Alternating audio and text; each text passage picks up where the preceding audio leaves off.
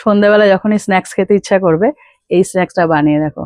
হাতে থাকা উপকরণ দিয়ে বানিয়েছি, চিড়ে, কিন্তু অসাধারণ টেস্টের। এই যে চিড়ে স্ন্যাক্সটা বানাবো তার জন্য আমি এখানে চ্যাপ্টা চিড়ে নিয়ে নিয়েছি। এই চিড়েটা দিয়ে খুব ভালো একটা রেসিপি তৈরি হবে। তার জন্য এখানে একটা ছাঁকনি নিয়েছি। চিড়ের মধ্যে গুড়ি গুড়ি কতগুলো বেরোয়, ছোট ছোট দানা মতো, সেই দানাটা যাতে না পড়ে তার জন্য এটাকে একটু চেলে নেব। দেখো আমি একটা লোহার কড়াই বসিয়ে নিচ্ছি, তোমরা যে কোনো কড়াই দিয়ে করতে পারো। এবার কড়াইয়ের মধ্যে শুকনো খোলায় ভেজে নেবো চিড়েটা, কোনো তেল অ্যাড করবো না প্রথমে।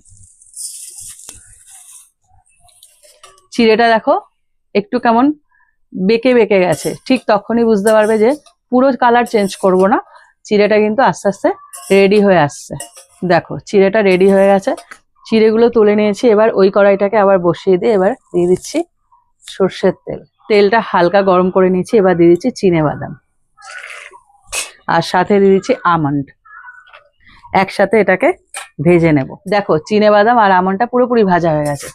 এবার দিয়ে দেবো কাজু বাদাম, দিলে ভালো লাগবে, এটা পুরোপুরি অপশনাল। বাদামগুলো তোলা হয়ে গেছে। এবার ওই তেলের মধ্যেই দিয়ে দিচ্ছি কাঁচা লঙ্কা কুচি, দিয়ে দিচ্ছি ভেজানো ছোলার ডাল, একদম ভেজাইয়ে পুরোপুরি মুছে নিতে হবে শুকনো। এবার এটাকে ভেজে নেবো ভালো করে।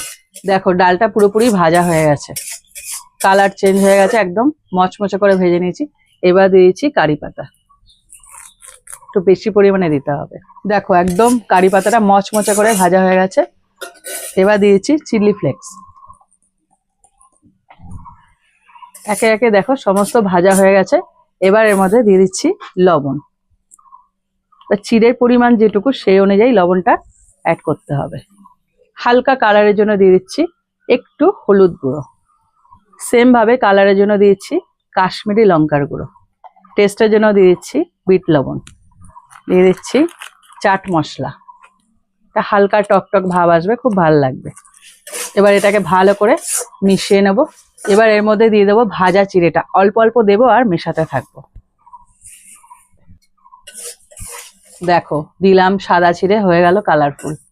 আস্তে আস্তে মেশাতে থাকবে। আর এইটা যখন বানাবে না, মানে যখন মেশাবে, ফ্লেমটাকে একদম সিমে রেখে দেবে। দেখো একদম ছোট্ট করে জ্বলছে, হালকা আছে। এবার সমস্ত দেওয়া হয়ে গেছে।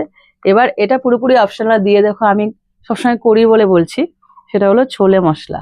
খুব সুন্দর একটা ফ্লেভার আসবে এই ভাজাটার থেকে। এরকম ভাবে মিশিয়ে নিয়ে এবার দিয়ে দেবো সমস্ত বাদামগুলো। এবার হালকা হাতে এটাকে উল্টে পাল্টে মিশিয়ে দেবো।